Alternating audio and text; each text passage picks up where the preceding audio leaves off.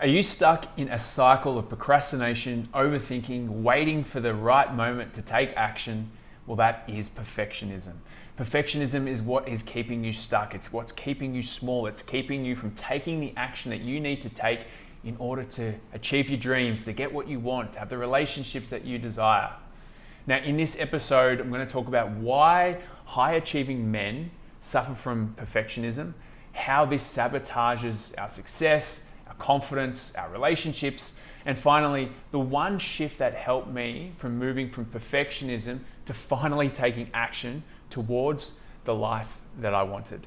So if you've been waiting for permission to get started, to take action, well then this could be the one. So let's go. Now, perfectionism, simply put, is only accepting a standard of perfection for ourselves, our life, and our relationships. Anything that we do not deem as perfect is not good enough.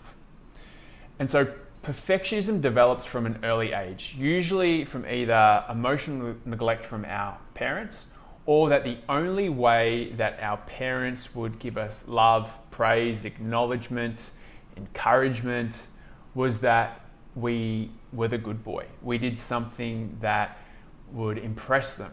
We would adhere to their rules. We would please them. We would do something that would not make them angry, something to do that would make them proud. And so we learn that the only way to receive love, to be accepted, and to be acknowledged in this life is to be perfect. And so we grow up expecting nothing but perfection from ourselves, and in turn, perfection from others. And so perfectionism can be healthy, and you hear a lot of people saying it's good to be a perfectionism, which there is some merit to that. Perfectionism, it helps us become high achievers. So if you're watching this video, you're more than likely to be a high achiever. You're someone who excels at things.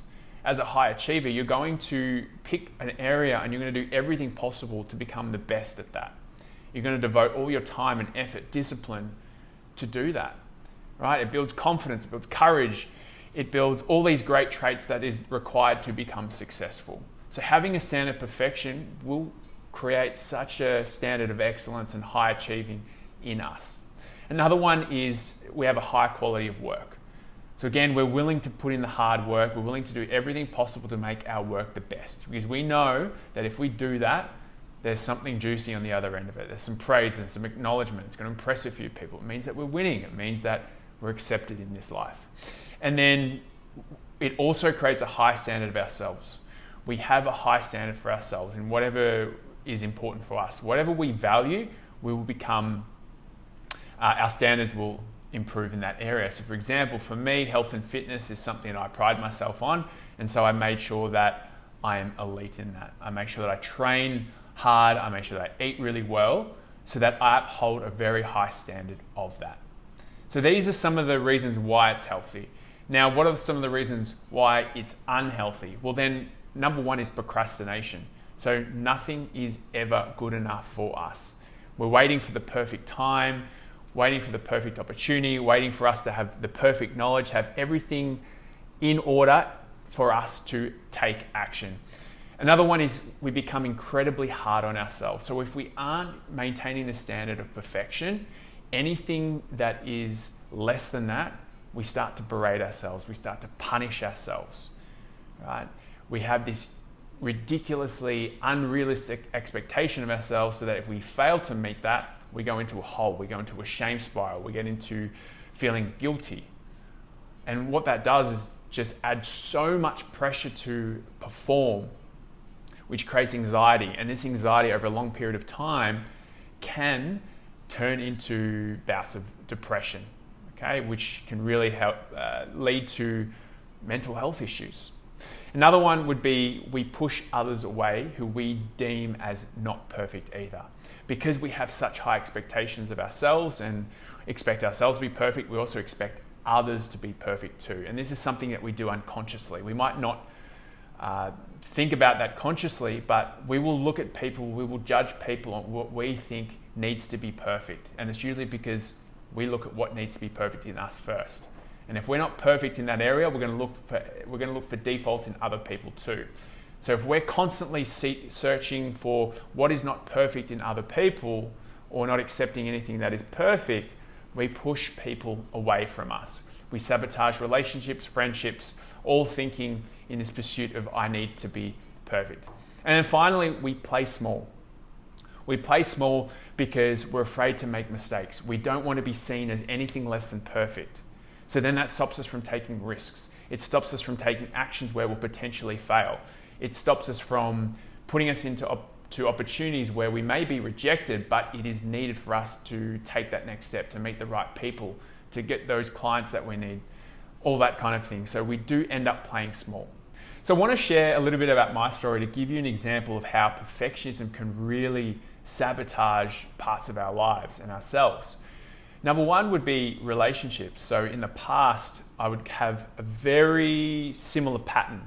And the pattern would be meet a girl, fall in love, go through the honeymoon period, and then after it was done, and after I started to see the imperfections in the other person, when shit got real, I got out of there. And this happened multiple times, where it would last about a year, and then off I went, looking for perfection in another person. Another one was delaying my goals. So I had a goal of creating a podcast 3 years ago. I told everyone about it. I was going to do it, but I kept delaying it. And I delayed it and I delayed it and I delayed it. I procrastinated so hard on it that I finally did it last year. But because I was waiting for the perfect time, waiting for the perfect moment, waiting for my perfect knowledge to come through, but it never came through. Another one was a life of self-berating. So from young, I was taught that in order to be loved, in order to be accepted from my parents, I needed to be perfect. I needed to be well-mannered. I needed to be polite, polished. And so whenever I wasn't that, whenever I made mistakes, I'd either have love withdrawn from me or I'd be punished. So what do you think happened then? I developed this mechanism within me of that whenever I didn't meet perfection, I would berate myself and punish myself. I'd withdraw love from myself, which then created this really unhealthy cycle of mistake, self-berate, try to motivate to get better. And this would constantly be a cycle which led to chronic anxiety, always feeling under pressure whether I'm making the right decisions, whether I'm doing the right thing, whether I'm pleasing other people, which eventually led to bouts of depression that I suffered from because it was just so overwhelming and I felt so hopeless and powerless that I can be good enough for myself, good enough for other people, good enough for the world. And so this was a really tough part of dealing with perfectionism, which led into hiding my true self. So because I could only accept the perfect version of myself, I hid any part of me that I didn't see as perfect, which you end up hiding your true self. And when you can't be your true self, well then you're not confident. You lose confidence and you start to create this mask and you try to fit this mask everywhere you go, but slowly you can only hold it for so long and it starts to eat away at you again, at your mental health, and you start to want to hide away from other people. So these are some of the examples of how perfectionism started to cripple me. So how do we let perfectionism go? Well, we must be prepared to feel stupid. We must be prepared to be a beginner again. We must be prepared to fail and be okay with it. And that's the hardest part about this process, is being okay with failure. Because the reason why you're not going after what you truly want is that you are afraid of being exposed as not perfect. And if you are exposed as not being perfect, it means that you are not good enough. And if you are not good enough, well, that means that you are not worthy of love, acceptance, a sense of belonging. Okay? So this is why we build this persona of perfection, all because we want this acceptance, this love, that we think that's the only way to get there. The problem is we are our most critical judge. We think we know what people judge of us. Because the way that we judge of ourselves, we think people will judge the same thing. And so what stops us from taking action and this perfectionism that's coming up is that we feel as though we know what people are going to judge us about. And that is so painful for us. It's like we can read people's minds and we imagine how they're going to think after we take this action and what it's going to mean for us. But reality is, everyone's just thinking about themselves and how they are perceived. They don't really think about you.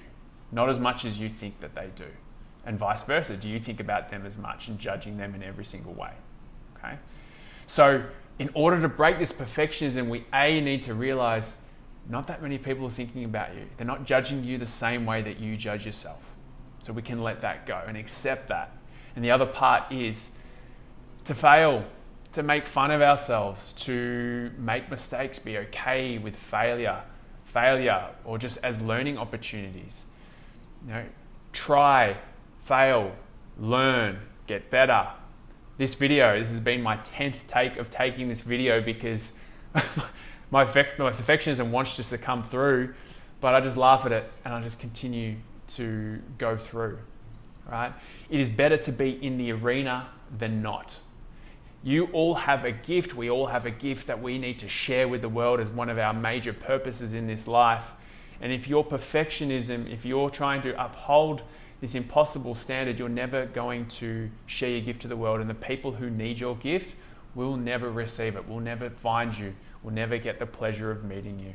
So why would you want to withhold that from someone just because you're not being perfect?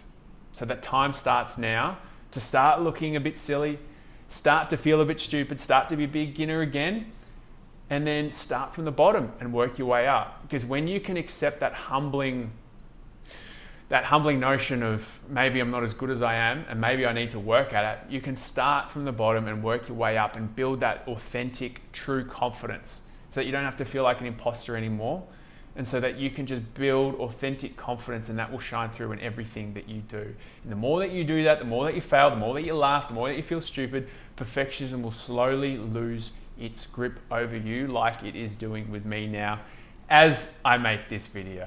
So I leave you with an important question: is what is something that you have been procrastinating on that if you take one simple action towards, it will completely change the trajectory of where you're going right now? What is that one thing?